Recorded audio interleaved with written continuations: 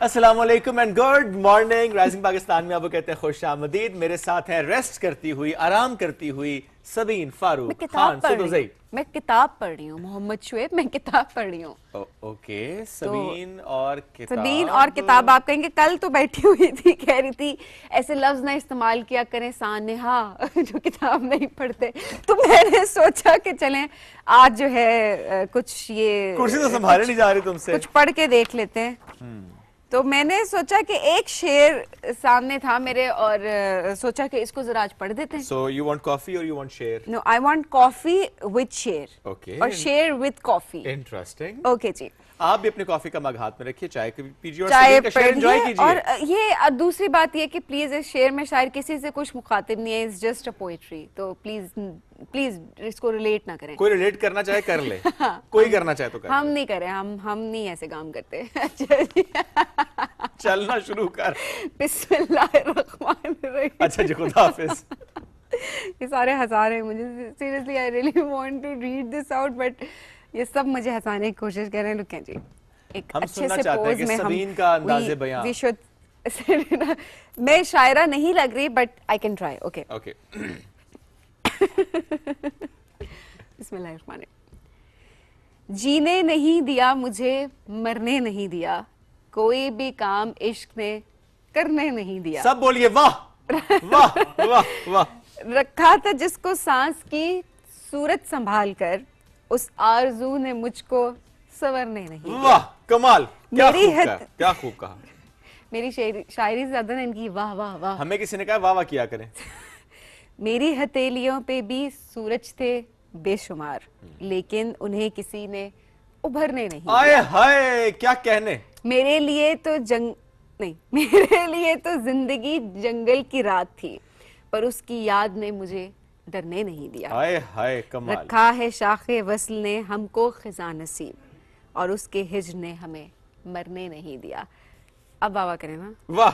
और ये है जी सुगरा सदफ साहिबा की किताब है जिसका नाम है वादा। उसका जी पेज नंबर 34 है, 35 भी है। आधा शेर 34 पे, आधा 3.34 पे थे, दो जो है वो शेर 35 पे। तो जिसने पढ़ना हो यहाँ से पढ़ ले। But amazing poetry. मैं आज अभी ये पढ़ रही थी सुबह, तो सुबह से सबीन ने पढ़ना शुरू किया हुआ था आज ना। ऐसे रैंडम मैंने सोचा, मैंने कहा अब कल मैंने ये बात की थी तो बहुत सारे लोग जो बुक लवर्स हैं, I mean they might be offended कि क्यों ऐसी बात की। तो किताब पढ़ना बहुत अच्छी बात है कि जब आपका दिल करे, ना कि ये जब कोई कहे सानेहा है कि किताब नहीं पढ़ते। छोड़ दे उनको बख्श दे। अब अगर किसी ने कह मुझसे दिया नहीं तो बख्शा जाता है ऐसे लोगों को। मैं कहती हूँ यार जो नई जनरेशन है ना, हमें उस नई जनरेशन को एक्सेप्ट करना चाहिए द वे दे आर। हाँ, कुछ चीजें बेहतरी की तरफ जानी चाहिए, बट कुछ भी मुसल्लत नहीं करना चाहिए कि जी पहले के दौर में ही होता था तो अब के दौर में ही होना बहुत जरूरी है। दौर बदलता है, चीजें बदलती हैं। चीजें बदलती हैं, ट्रेंड्स बदलते हैं, आपके इंटरेस्ट चेंज होते हैं, एंड इट्स एब्सोल्युटली फाइन। तो आप अगर फेसबुक स्क्रॉल करते हुए आप इंटरनेट से अपनी सारी इंफॉर्मेशन हासिल कर लेते हैं तो इट्स ओके, इसमें कोई बुराई नहीं है। जेन जी, जेन अल्फा, हाँ, आगे जो भी जनरेशन आ रही है, बिकॉज देखिए ना कि okay. अगर कोई जनरेशन सिर्फ लस्सी पीती थी और फिर एक जनरेशन ने चाय पी और अब एक जनरेशन कैपुचिनो पीती है और उसके बाद वाली जनरेशन माचा पीती है, तो क्या हो सकता है। It's okay, generations are there और अपने अपने हिसाब से चल रहे होते हैं। हैं। और मैं हमेशा ये बात करती हूँ, people are not wrong, they are different. Absolutely. और हर लोग गलत नहीं होते, लोग मुख्तलिफ होते हैं।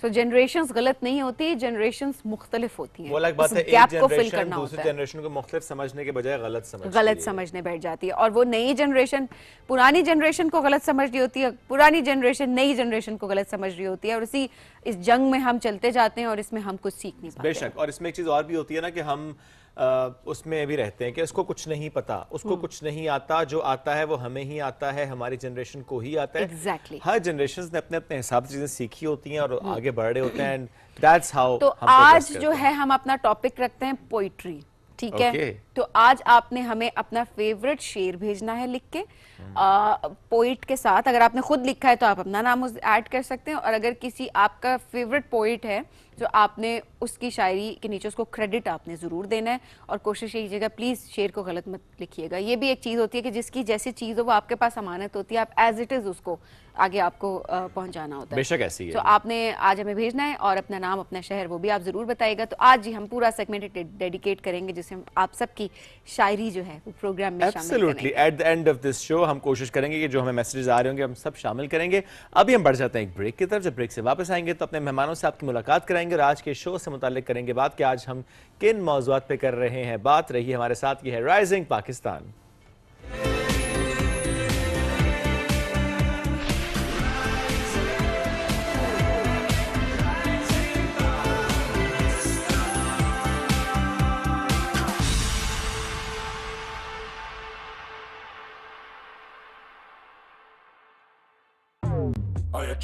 Yes, let's go.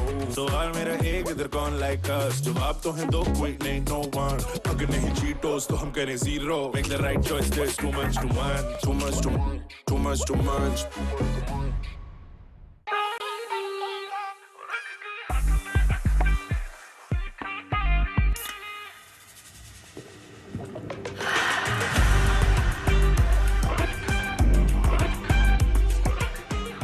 From Nestle.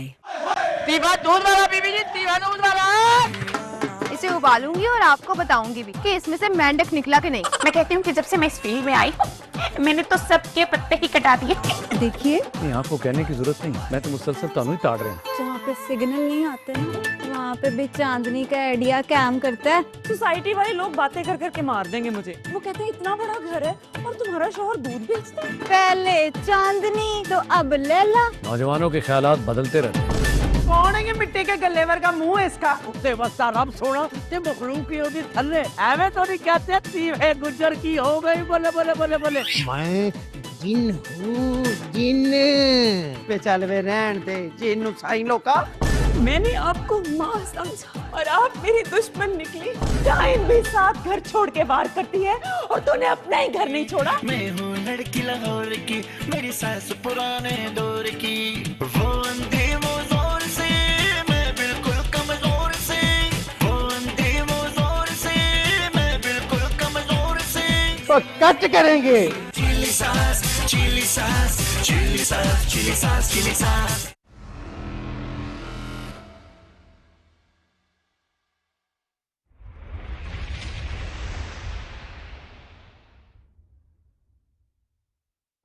भूल ये हुई है मुझसे, थोड़ा सा कुछ दिल में रह गया। क्या करूं?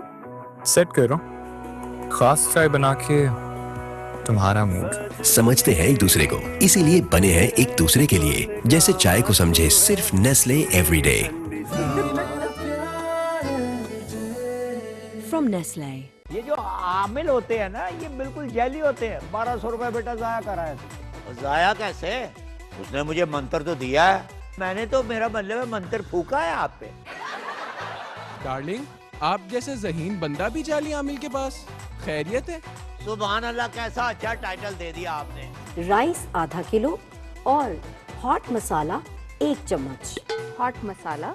जितने भी सुपर हिट और लॉन्ग रन जो ड्रामे चले ना सर, यहाँ सब जो ड्रामे थे उस सब मैंने पाकिस्तान टेलीविजन से किए हुए थे।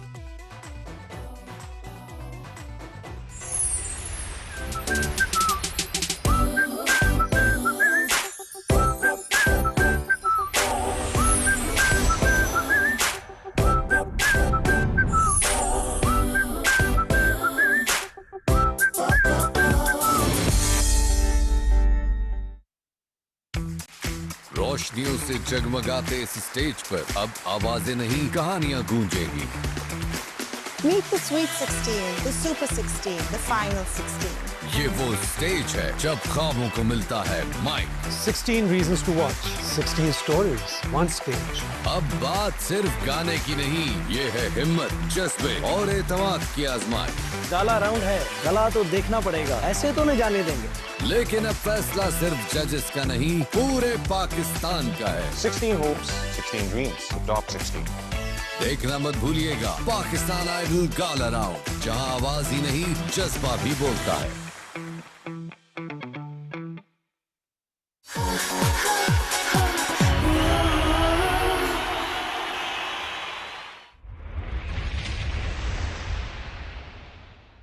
Golden Pearl का न्यूट्रीसीरम वाला healthy white advance care moisturising lotion. Love your skin.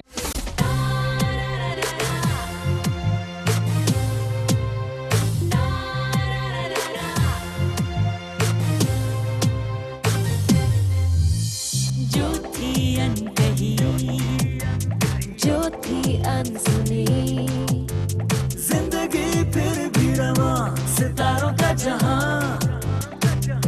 ये तन्हाइयां, ये परछाइयां, यादों का है समा, सितारों का जहां, सितारों का जहां।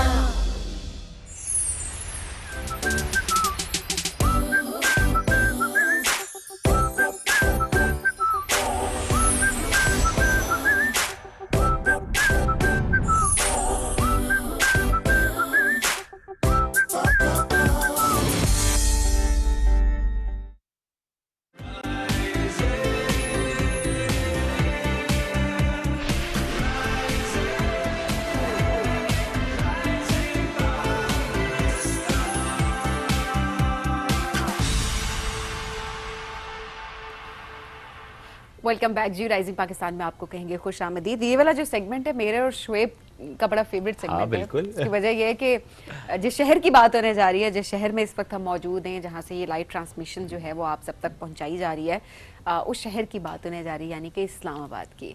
और इस्लामाबाद की जब बात हम कहते हैं दुनिया में हम कहीं भी चले जाएं, लिटरली आप कहीं भी चले जाएं, किसी हम कहते हैं ना जी हम तरक्की याफ्ता ममालिक में जा रहे हैं, आप कहीं भी चले जाएं, आपको ये वाली खूबसूरती और ये वाला सुकून आपको कहीं नहीं मिल पाता। Absolutely. डिसएग्री कर सकते हैं बहुत सारे लोग, इट्स ओके।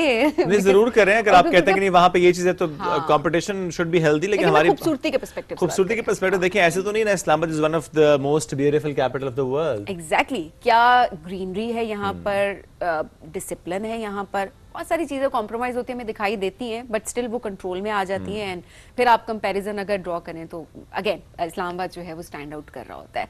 सो आज ज़रा बात करेंगे इस्लामाबाद में कौन कौन से नए प्रोजेक्ट स्टार्ट हुए हैं, कौन से प्रोजेक्ट्स कंप्लीट हुए हैं, उनका मकसद क्या था इस्लामाबाद की खूबसूरती में इजाफा करने के लिए। तो आज इस हवाले से हम बात करेंगे, स्पेशली एनवायरनमेंट को किस तरीके से प्रोटेक्ट किया गया है, क्योंकि सबसे ज़्यादा खूबसूरती जो है वो ये ग्रीनरी है इस शहर की। हमारे ट्रेल्स हैं, हमारी ये जो ग्रीन बेल्ट्स हमें नज़र आ रही होती हैं, ये हैं खूबसूरत फूल हैं, पौधे हैं, और फिर किस तरीके से उनको डिज़ाइन किया गया है, उनको लेआउट उनका बनाया गया है, सो दैट लोग जो भी गुजर रहे हों उनकी आंखों को वो खूबसूरत लगे। एब्सोल्युटली ऐसा ही। आज इस पर अब बात करेंगे, हमें ज्वाइन किया deputy DG environment CDA Irfan Azeem Khan Niazi sahab ने, उनको वेलकम करते हैं। सर अस्सलाम वालेकुम, कैसे हैं? वालेकुम सलाम सर, बहुत शुक्रिया आपने ज्वाइन किया। इस्लामाबाद जो ज़ाहिर बहुत खूबसूरत है और इसे मजीद खूबसूरत बनाना एक बात होती है और इसे मेंटेन रखना इज अनदर एस्पेक्ट। थोड़ा सा बताएं कि इस वक्त क्या चल रहा है इस्लामाबाद को मजीद खूबसूरत बनाने के लिए? देखिए सर, इस्लामाबाद में इस वक्त जो है ना, आपने देखा होगा कि ये पिछले 2-3 साल के दौरान ना बहुत बड़े बड़े मेगा प्रोजेक्ट्स हुए हैं, स्पेशली रोड इंफ्रास्ट्रक्चर के हवाले से। उसमें जो है IJP रोड की रिवैम्पिंग हुई, वो पूरा बना। उसके अलावा जो है फिर रावल डैम इंटरचेंज बना, सरीना इंटरचेंज बना, F8 का इंटरचेंज बना, और उसके अलावा जो है 7th एवेन्यू बना। ये कंप्लीट हुए प्रोजेक्ट। सही। और अभी रिसेंटली इंशाल्लाह विद इन अ डे और टू जो है प्राइम मिनिस्टर साहब इनागोरेट करने जा रहे हैं टी चौक का जो फ्लाईओवर है, वो तैयार हो गया है। शाहीन चौक भी तैयार है, और फैज़ाबाद की रीमॉडलिंग जो है ना वो भी कंप्लीट होने वाली है। फैज़ाबाद की रीमॉडलिंग हाँ, इसमें क्या हो रहा है? फैज़ाबाद की रीमॉडलिंग में जो है ना 2 लूप्स हैं, उनको थोड़ा एक्सटेंड किया गया है ताकि ट्रैफिक, यहाँ पे रोजाना हम देखते हैं स्पेशली 5 बजे के अराउंड में ट्रैफिक बहुत ज्यादा उसका दबाव होता है, तो वो जो 2 लूप्स थी जिनके ऊपर ज्यादा कंजेशन होती थी, उसकी रीमॉडलिंग करके उसको थोड़ा वाइड कर दिया गया है, खोला गया है, ताकि वहाँ से जो है ना ट्रैफिक की मूवमेंट जो है वो इजीली हो सके। ओके। और जब इस तरह हम देखते हैं इंफ्रास्ट्रक्चर पे काम हो रहा होता है, सड़कों को अगर इस तरह वाइड करना है, तो फौरन से आपका डिपार्टमेंट जाम से जो ज़ाहिर साथ है उससे हमने ग्रीन भी करना है। ये नहीं हो सकता कि रोड तो खुल गया लेकिन आसपास प्यारा ना लगे। अच्छा, ये बड़ा चैलेंज नहीं है इस्लामाबाद के पर्सपेक्टिव से, क्योंकि लोग ग्रीनरी के आदी हैं, और फिर जाहिर है इंफ्रास्ट्रक्चर जब आता है तो कहीं ना कहीं आपको ग्रीन बेल्ट्स को हटाना पड़ रहा होता है, या आपको ग्रीनरी को कम करना पड़ रहा होता है। नहीं, आदि के अलावा इस्लामाबाद के लोग जो है ना इस ग्रीनरी के बारे में सेंसिटिव बहुत है, पॉजिटिव है। उसमें ये होता है कि जब भी हम प्रोजेक्ट शुरू करते हैं तो पहली कंसर्न ही जो होती है शहरियों की तरफ से यही आ रही होती है कि जी ये तो इसमें दरख्त कटेंगे, ये होगा। अब साफ ज़ाहिर है डेवलपमेंट जब भी होनी है उसके लिए कुछ ना कुछ वो करनी पड़ती है कुर्बानी। लेकिन अभी हमने ये भी किया है कि हम कोशिश करते हैं कि दरख्त कम से कम कटें, हम उनको ट्रांसप्लांट करके उधर ही शिफ्ट कर ये लोग देते हैं। आप करते भी हैं, ये हमने देखा है। हाँ जी, वो जैसे सेरिना अंडरपास के टाइम पे मैंने देखा कि दरख्तों को बकायदा वहाँ से निकाला गया। कुछ तो ऐसा कि हल्का सा अगर आपको ऐसे मोड़ना पड़ा, मोड़ दिया कि दरख्त ना खराब। हाँ, रिमॉडलिंग की, उसका बकायदा रिमॉडल किया गया है उसकी स्लिप रोड को, ताकि दरख्त ना कटें। और उसके अलावा फिर उसकी जो ब्यूटिफिकेशन होती है ना, आपको पता है हमारे प्राइम मिनिस्टर साहब जो है वो हॉर्टिकल्चर और ब्यूटिफिकेशन पे बहुत फोकस होता है उनका। अभी भी जो है ना इंटीरियर मिनिस्टर साहब ने उस दिन भी हमें कन्वे किया है कि जो ये 2 नए इंटरचेंजेस 3 बन रहे हैं, इनकी ब्यूटिफिकेशन जो होनी चाहिए वो स्टेट ऑफ द आर्ट होनी चाहिए और उस पर कोई कॉम्प्रोमाइज़ नहीं होगी। उन्होंने कहा जी कि जब तक ये कंप्लीट नहीं हो जाते ब्यूटिफिकेशन वर्क्स, तब तक इनॉग्रेशन भी नहीं होगी। तो वो आजकल हम तकरीबन दिन रात उसी पे ऊपर काम कर रहे हैं। और कब तक एक्सपेक्टेड है कि कंप्लीट हो मेरा ख्याल है विद इन डे और 2 जो है ना, 2-3 दिन में प्राइम जो मिनिस्टर साहब जैसे ही डेट देते हैं तो वो उससे पहले ज़ाहिर है फिर आपने वाइंड अप करना है। और पीएम साहब को हमने देखा है कि वो कहते हैं क्विक काम क्विक होना चाहिए, ये बड़ा ज़रूरी है। और पीएम साहब का ना एक और आपको शायद नजर आया हो, इस्लामाबाद में इस दफ़ा आपको फूल बहुत ज़्यादा नजर आए। बिल्कुल ऐसे ही है। तो उसके बारे में भी बड़ी वो स्टैंडिंग इंस्ट्रक्शंस थी कि जो ग्रीन की एक मोनोटनी बन जाती है, उस मोनोटनी को ब्रेक करने के लिए उसमें कलर ऐड करना ज़रूरी होता है। इस दफ़ा मेरे ख्याल इस्लामाबाद की तारीख में जितना सीजनल फ्लावर फूल जितने इस दफ़ा हमने लगाए हैं और जितने स्प्रिंग सीजन के लिए जो हम प्लान कर रहे हैं वो रिकॉर्ड है। अच्छा, कुछ ऐसे फूल पौधे उनको भी हटाने का सोचा गया है कि उनको कम किया जा सके और उसकी जगह कुछ ऐसे फूल पौधे लाए जाएं जिनका फ़ायदा हमारी एनवायरनमेंट को भी होगा।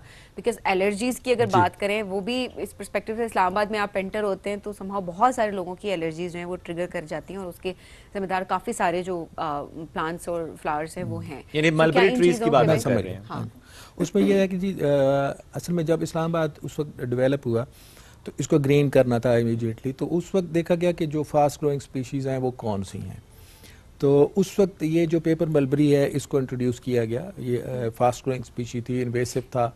उसने फौरी तौर पे ना आपने देखा, अगर आप इस्लामाबाद की उससे पहले की तस्वीरें देखें तो ये पहाड़ ये सारा कुछ आपको ना बैरन सा नजर आएगा, लेकिन उसने वो पूरा कर दिया उसको। अच्छा, उस वक्त या तो आबादी कम थी या क्या था, उस वक्त इसका जो ये इफेक्ट था, जो एलिलोपैथिक इफेक्ट्स हैं इसके या उसके जो एलर्जिक इफेक्ट्स हैं वो नहीं सामने आए क्योंकि लोग कम थे, खुला इलाका था वो।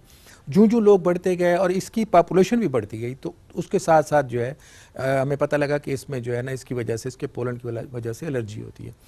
उसमें भी खैर ऑनरेबल सुप्रीम कोर्ट ने भी नोटिस लिया था। फिर प्राइम मिनिस्टर के इंस्ट्रक्शन के मुताबिक इस वक्त तक हम तकरीबन जो है ना 75% उसको रिमूव कर चुके हैं। और उसको रिमूवल का हमने प्लान इस तरह से बनाया हुआ है कि हर एक दरख्त जो हम काटते हैं उसके बदले 10 दरख्त उसके लगा रहे हैं। जो 10 दरख्त जो अच्छे एनवायरनमेंट फ्रेंडली पौधे हैं उनके जो हमारे एनवायरनमेंट के लिए अच्छे हैं। एनवायरनमेंट के लिए यानी इस वक्त इस्लामाबाद से 75% मलबरी, पेपर मलबरी को हटा दिया गया है। जी। और जो बाकी 25% पेपर मलबरी के दरख्त रह गए हैं वो टारगेट क्या है, हम कब तक इसको मलबरी फ्री कर देंगे? हमारा टारगेट ये है कि हम जो नेक्स्ट स्प्रिंग सीजन आ रहा है उससे पहले खत्म कर दें, क्योंकि स्प्रिंग में इसके ऊपर पोलन्स आते हैं। ओके, तो होपफुली जो है ना पिछले साल भी अब आप अगर वो देखें पोलन काउंट जो था वो काफी कम हो गया था। सही। और अब इस दफ़ा तो मेरे ख्याल में इंशाल्लाह। और क्या ये जो एलर्जी का एक मामला है ज़्यादा जुड़ा पेपर मलबरी से ही है कि उसके पोलन के सीजन में ही होता है? Because otherwise if it's spring season pollen तो हर जगह होता है और हर पौधे का ही होता है जहाँ पे फूल है। नहीं, इसमें तो बाकायदा रिसर्च पेपर्स है ना। ओके। जो पेपर मलबरी है वो मेन है। लेकिन दैट मींस कि जब वो हट जाएगा स्प्रिंग तक आप कह रहे हैं तो इसका मतलब ये है कि इस्लामाबाद वाले खुश हो जाएं कि एलर्जी जिनको है उनके जिंदगी में खासी सहूलत आने वाली है। जी इंशाल्लाह। दैट्स ग्रेट जी, ये तो बड़ी अच्छी खबर सुनाई है। वाकई बड़ी अच्छी खबर है। एलर्जी इस पर तो सुकून में आ जाएंगे किसी तरीके से, क्योंकि बाहर से भी आया ना वो फौरन से ट्रिगर होती है, वो मालूम ही होता है क्योंकि पोलन काउंट इतना ज्यादा होता है एनवायरनमेंट। नहीं ऐसा ही है, एस्थमेटिक हैं जिनको ऑलरेडी पोलन एलर्जी है तो वो ऑब्वियसली उससे उनको नुकसान होता है। अच्छा सर, पार्क्स उनके लिए क्या किया जा रहा है? पार्क्स की बहाली या किस तरीके से मजीद उसको बेहतर किया जा रहा है? देखिए, इस्लामाबाद जो है एक प्लांट सिटी है और आपको मैं बताऊं कि इस्लामाबाद में 320 से ऊपर पार्क्स हैं इस वक्त। उसकी हमने कैटेगराइजेशन इस तरह से की हुई है कि 12 पार्क्स जो हैं उसको हम मेजर पार्क्स के तौर पे काउंट करते हैं, जिसमें लेक व्यू पार्क है, F9 है, रोज़ एंड जैस्मीन गार्डन है, अनकरा पार्क है, जो आपका खचनार पार्क है, इस तरह के ये हम मेजर पार्क्स में काउंट करते हैं इनको। फिर उसके बाद आ जाते हैं हमारे कम्युनिटी पार्क्स जो सेक्टर्स के अंदर होते हैं। बिल्कुल। तो उन सब के लिए ना वो एक तो ये है कि अब ये पार्क्स वो चीज़ हमारा वो फीचर है जो कंटिन्यूस इस्तेमाल में होता है, हर रोज़ लोगों ने जाना है। कम्युनिटी पार्क्स के ऊपर तो बहुत ज़्यादा पब्लिक प्रेशर है, ख़ास तौर पे जो जी सेक्टर्स हैं या आई सेक्टर्स हैं जहाँ पॉपुलेशन डेंसिटी बहुत ज़्यादा है, तो वहाँ पे इनका यूज़र भी बहुत ज़्यादा है, तो उसकी वजह से उनके ऊपर पॉपुलेशन प्रेशर ज़्यादा है। उसमें हमें मेंटेनेंस के मसाइल ज़्यादा रहते हैं, यानी चीज़ें उनकी तोड़ फोड़ का शिकार रहती हैं वो।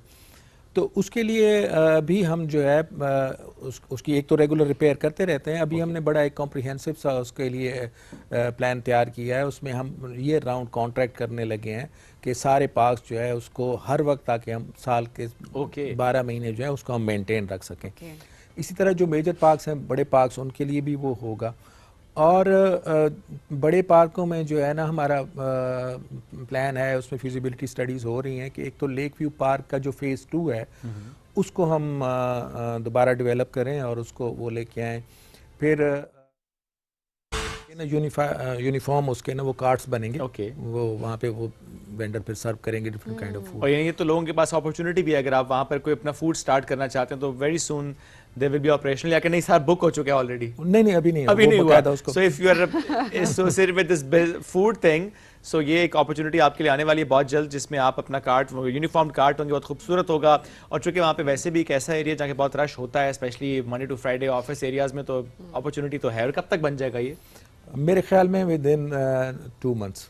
2 मंथ्स? जी इंशाल्लाह। 2 महीने में जी शक्ल बदल जानी है उससे। 800 मीटर की तो स्पेशली, और ज़रा उसका इम्पैक्ट पड़ता है आपके आसपास ओवरऑल भी। सचिन, हम देख रहे हैं ब्लू एरिया की एक्सटेंशन टुवर्ड्स F10 F9 के जो सामने वाला एरिया है, उसको हम देखते हैं बहुत जल्दी से वहाँ पे हाई राइजेस आई हैं। So how are you managing that particular area के, और वो भी और खूबसूरत लगे, ग्रीनरी एंड एवरीथिंग?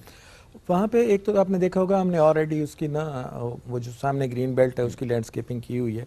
मज़ीद भी उसमें हम जो ये लोग जो ओनर हैं इनके बिल्डिंग्स के, इनके साथ भी हम लेज़ॉन में हैं। हम उन्हें इस बात पे वो कर रहे हैं कि कॉर्पोरेट सोशल रिस्पॉन्सिबिलिटी में ना आपकी अपनी सराउंडिंग जो है उसको आप खुद खूबसूरत बनाएं।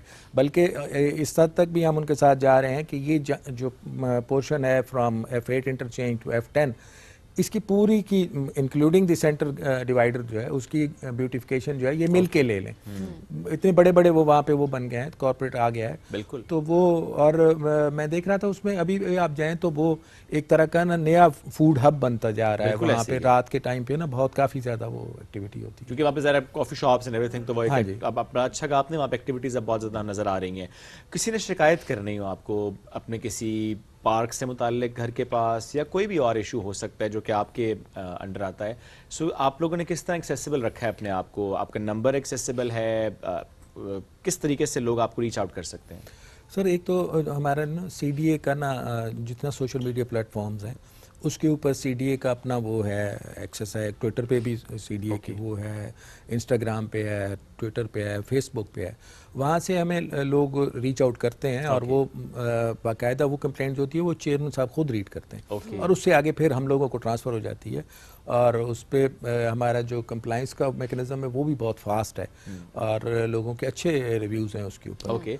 अगर कोई शहरी दरख्त काटता है जी या कोई भी ग्रीन बेल्ट को तबाह करता है एंड कोई कंप्लेन करता है, तो फिर मैकेनिज्म क्या है? What are we doing? CDA क्या करता है उससे मुताल्लिक? CDA का एक तो हर सेक्टर के अंदर ना जी हमारे फॉरेस्ट गार्ड्स हैं, वो अपने उसके साथ जो है ना पूरा वो पेट्रोलिंग करते हैं।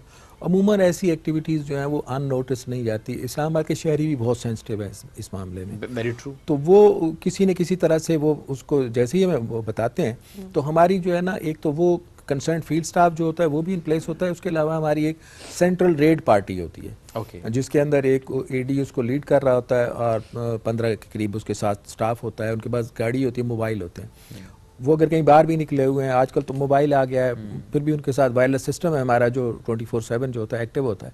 उनको इतला देते हैं और वो जहाँ के उसको पकड़ते हैं। और उस पर अभी जो है ना फाइन्स हैं उसकी भी हमने ना एक्सपोनेंशियली उसको जो है ना बढ़ा दिया है ताकि लोग जो है ना ये ना हो कि वो दरख्त काट दें थोड़ा सा जुर्माना और वो, तो उसको हमने काफ़ी बढ़ा दिया है। कितना बढ़ा दिया है? ये स्पीशी टू स्पीशी वेरी करता है कि अगर फॉर एग्जांपल कोई एग्जांपल अगर देना चाहें आपको, मसलन अगर एक बंदा जो है ना कोई शीशम का जो है वो 1.5 फुट डाया का या इससे बड़ा दरख्त काट लेता है तो उसके ऊपर मेरे ख्याल में जुर्माना जो होगा वो तकरीबन 50,000 के आसपास बनता है। और इसी तरह स्पीशी वो वेरी कर रहा होता है। अच्छा, ये वो दरख्त हैं जो कि जिस तरह हम देखते हैं कि G10 और G11 और F11 के दरमियान भी जैसे एक बेल्ट है वहाँ पे दरख्त हैं, या अदरवाइज़ भी अगर कोई आपके घर के पास एरिया है, पार्क है, उसके आसपास कोई दरख्त लगे हुए हैं, आपको लगता है कि वो दरख्त आपके घर के ऊपर ऐसा है कि आपको लगता है कि आप उसको काट सकते हैं, सो अब काट तो आप नहीं सकते, ज़ाहिर है आपको CDA को बताना पड़ता है। ऐसे में अगर कोई दरख्त काटता है या एक पार्ट उसका काटता है तो फिर भी CDA एक्शन लेता है? दरख्त अगर आपके अपने घर में है, आपने खुद भी लगाया हुआ है ना, तो वो CDA की परमिशन के बगैर कोई बंदा नहीं काट सकता, बल्कि वो भी CDA ने काटना है। अगर उसकी प्रूनिंग भी आप चाह रहे हैं ना कि उसकी शाख तराशी हो जाए, वो हो जाए, वो भी हम अलाउ करते हैं। और उसमें जितनी परमिसिबल लिमिट होती है ना, उसमें हम ये कभी भी अलाउ नहीं करते कि आप उसको ऊपर से चॉप कर दें, क्योंकि दरख्त ने ऐसे बढ़ना है। अगर ऊपर से हम चॉप कर देंगे तो वो डी शेप हो जाएगा। प्रूनिंग का रूल ये होता है कि हम उसका अगर वो जो कैनोपी है उसके 3 हिस्से बनाएं तो लोअर थर्ड जो होता है उसमें प्रूनिंग हो सकती है। तो ये बल्कि आपके तवज्जुह से मैं जो है ना वो हमारे जो मौजूद शहरी हैं उनको बताना चाहूँगा कि आपके घर के अंदर भी जो दरख्त है उसमें भी अगर आप कोई ऐसी प्रूनिंग या ट्रिमिंग चाह रहे हैं तो उसके लिए हमें आप आएँ, हम रीच आउट करें। हमारे F9 पार्क में सारी दफातर हैं तकरीबन एनवायरनमेंट के, तो आप दरख्वास्त देते हैं, हमारा स्टाफ विज़िट करता है और वो उसके ऊपर रिपोर्ट बना के उसके बाद हम उसको परमिशन दे के हमारे बंदे जाके तो वो काटेंगे। क्योंकि ये तो आसानी भी है कि एक बेहतर तरीके से एक चीज़ हो जाएगी। और अच्छी बात यह है कि आपका एनवायरनमेंट प्रोटेक्ट होगा, हम सबकी जिम्मेदारी है। सब इस्लामाबाद के पर्सपेक्टिव से तो आज हम यहाँ पर बात कर रहे हैं, लेकिन it's not just about Islamabad, ये पूरे पाकिस्तान की हम बात कर रहे हैं कि आप जितने भी मुतल्लिका इदारे हैं आप वहाँ पर जाएं, उनसे बात करें। स्पेशली हम कहते हैं ना हमारी जिम्मेदारी क्या होती है, हमारी जिम्मेदारी यहीं पर आयद होती है कि हम कम से कम अपने घर, अपनी कम्युनिटी, हम अगर वहाँ तक महदूद हैं तो हम उसको बेहतर करने की पूरी कोशिश करें, क्योंकि इन्वायरमेंट ये एक बहुत बड़ा चैलेंज बनता जा रहा है जिसको हम सब ने मिलकर केटर करना है। इरफान साहब बहुत शुक्रिया प्रोग्राम में हमें ज्वाइन करने के लिए। बड़ा ज़बरदस्त काम इस्लामाबाद में हमें देखने को मिलेगा। 2 मंथ्स में हमें मिलेगा जी वो ब्लू एरिया वाला, एब्सोल्युटली, हाँ, और उसके अलावा 2026 में बहुत सारी खुशखबरियां हैं, बहुत सारी खुशखबरियां एंड सो मच। क्या बात है, इस्लामाबाद वैसे इतना प्यारा, मजीद खूबसूरत होता जाएगा। फिर हम भी यहाँ से पिक्चर लेके भेजेंगे लंदन वालों को। We have that Islamabad, London वाले आओ यहाँ पर, पाकिस्तान के टूरिज्म को प्रमोट करो, इस्लामाबाद आए आप। Absolutely sir, thank you very much ji. हम बढ़ेंगे एक ब्रेक की तरफ, ब्रेक से वापस आते रहिए साथ। ये है राइजिंग पाकिस्तान।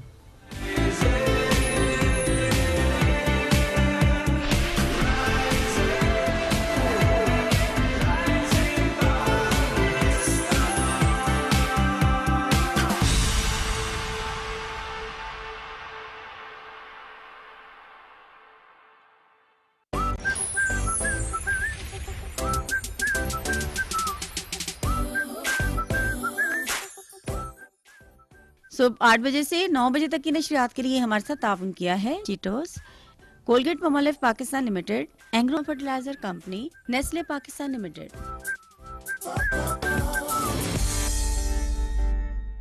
Zong की monthly social and YouTube offer से पाएं 20 GB डेटा, 500 Zong मिनट्स और 100 other network minutes.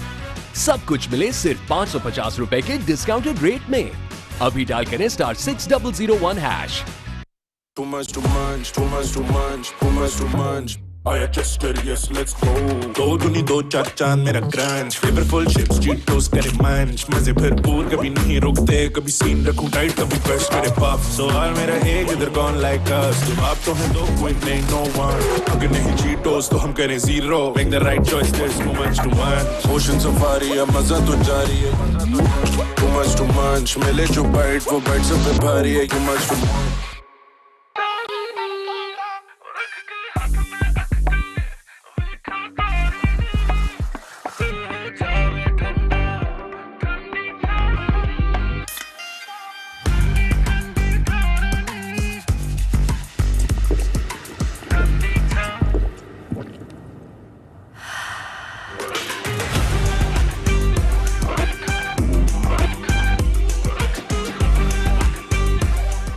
From Nestle.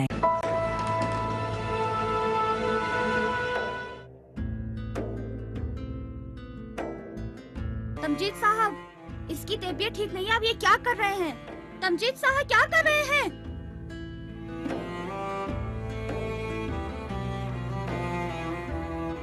भाग गई, मैं क्लिनिक से भाग गई हूँ ताकि आपसे आकर मिल सकूं।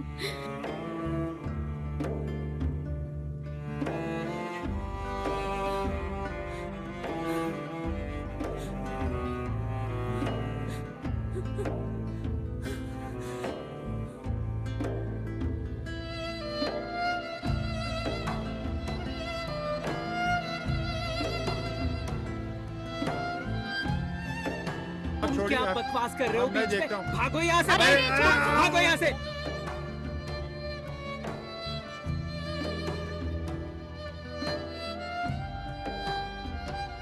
चले, मैं उसे भूल गया।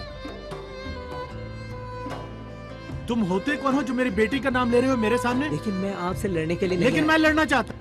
तशद्दुद मेरे मिजाज में बिल्कुल नहीं है। अगर उस लड़के को कुछ भी हुआ तो तुम्हें जवाब देना पड़ेगा, समझे?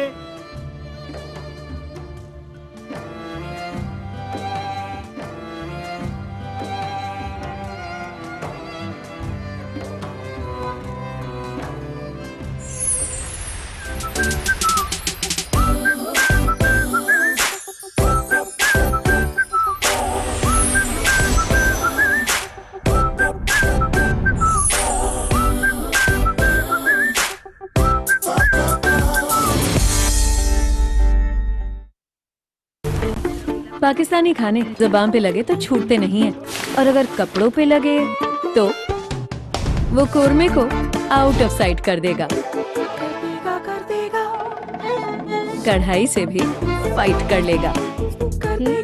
कौन? ब्राइट, क्योंकि नए ब्राइट का बेस्ट एवर फॉर्मूला गहराई से दाग निकाले। आपके रेस्टोरेंट का मेन्यू आपकी यूनिफॉर्म में भी नजर आता है। इसीलिए तो ये काम ब्राइट और आपको दिया जाता है।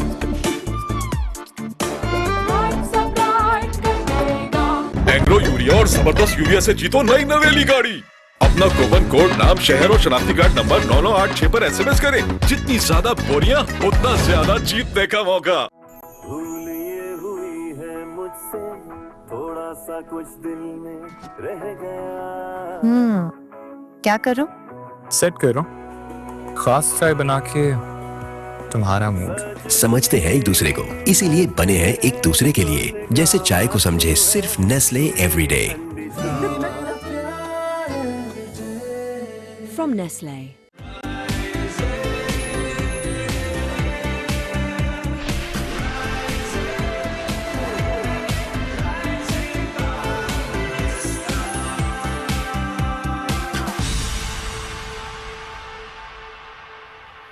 Welcome back. राइजिंग पाकिस्तान में एक बार फिर कहते हैं खुश आमदीद। हमें प्रोग्राम में ज्वाइन कर चुकी हैं समरीन खान। बाइकर हैं, रनर हैं, साइकिलिस्ट हैं, बहुत से क्लब्स एसोसिएशन के साथ मुंसलिक हैं, वो चाहे फिर राइडिंग से मुतालिक हो, वो चाहे फिर साइकिलिंग या बाइकिंग से मुतालिक हो।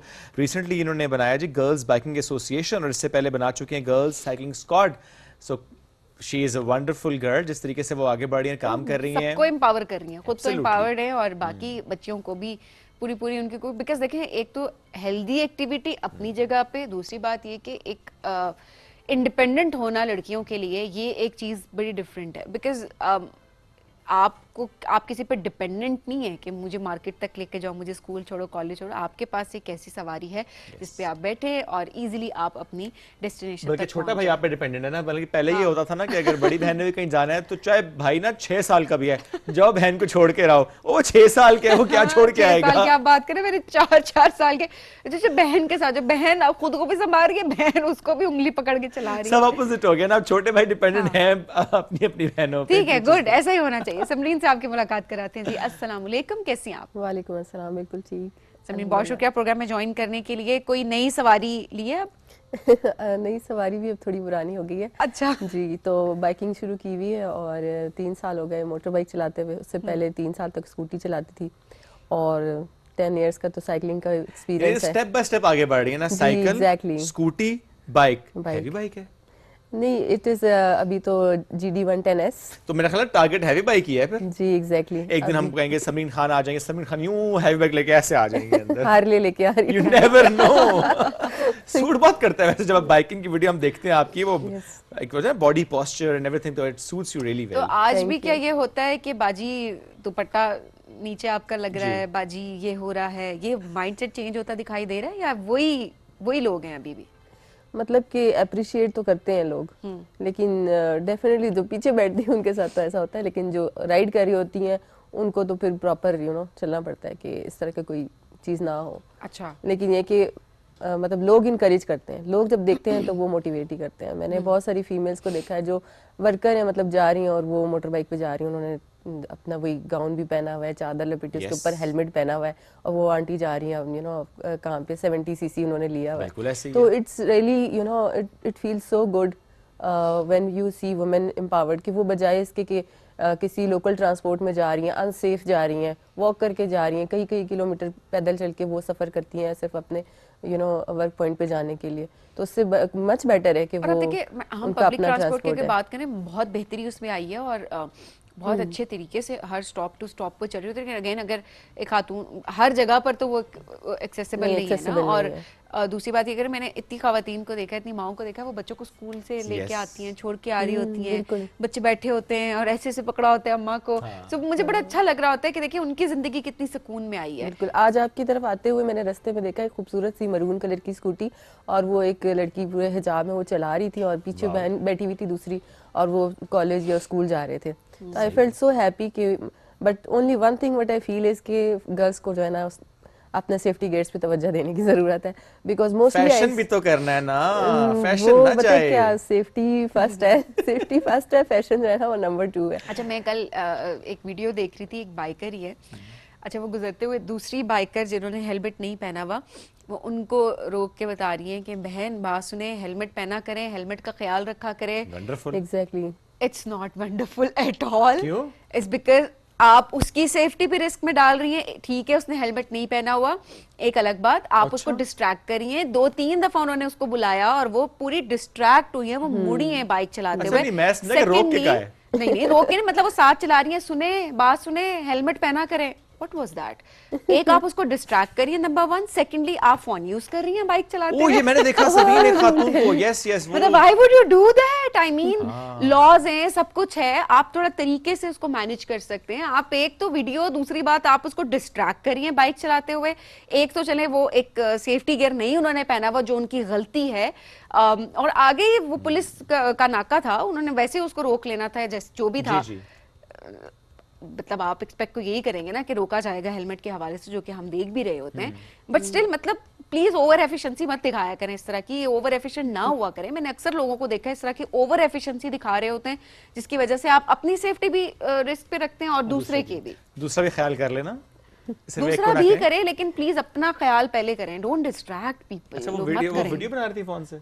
आई डोंट नो, फोन से बना रही थी या वो जो भी, I don't know, may be कुछ आजकल व्लॉगर भी हैं, वो प्रोबेबली शायद लगाया हो कोई, I have no idea about that, but लगाया हुआ था या हाथ से ही बना रही थी, आई डोंट नो, मुझे नहीं पता वो कैसे बना रही थी वीडियो, बट द पॉइंट है मुझे कि डिस्ट्रैक्ट मत करें।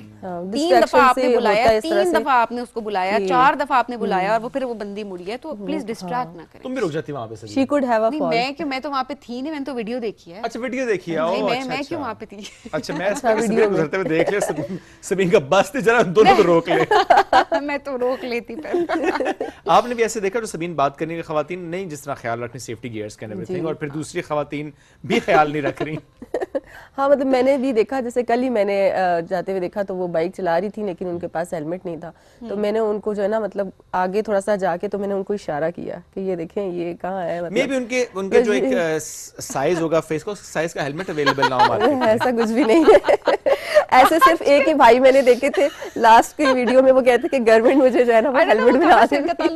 आई डोंट नो, लेकिन उनके साइज का हेलमेट नहीं था। Very interesting. अच्छा, वो मजे की बात ये है, वो हर चैनल पे बैठे हुए, वो हर जगह बैठे हुए, यहाँ तक हेलमेट होता है, यहाँ तक रख के मासूम सी शक्ल बना के बैठे होते, मासूम सी शक्ल बना के बैठे होते। देखिए जी, मेरे साइज का तो हेलमेट ही मतलब मेरे ख्याल में तो फीमेल्स के लिए बहुत अच्छे अच्छे डिजाइन के हेलमेट्स अवेलेबल हैं, कलरफुल हैं। नहीं, हम तो उस मेल की बात कर अच्छा, उसका ऑपोजिट वर्जन भी आया ना बाद में मार्केट में। एक और बॉय था, उसने कहा कि ये देखिए इतना बड़ा हेलमेट है, मेरा फेस छोटा सा, मेरे फेस पे पूरा नहीं आता है, घूम जाता है। सो ये है ऑपोजिट वर्जन। हालांकि होना ही चाहिए, दोनों स्विच कर लो हेलमेट अपना। अच्छा, उस पे इंतजामिया की भी वीडियो आई प्रॉपर उनके साथ कि हमने पता नहीं कहाँ से अरेंज कर दिया उनका उस साइज का हेलमेट मिल गया अब। और वो उन्होंने कहा कि हम इस मसले का हल निकालेंगे। मतलब पूरी दुनिया एक तरफ हुई हुई है, दुनिया के मसाइल, वो एक बंदे का हेलमेट का केस जो है वो एक तरफ हुआ है। Quite interesting. This is Pakistan. Oh my goodness.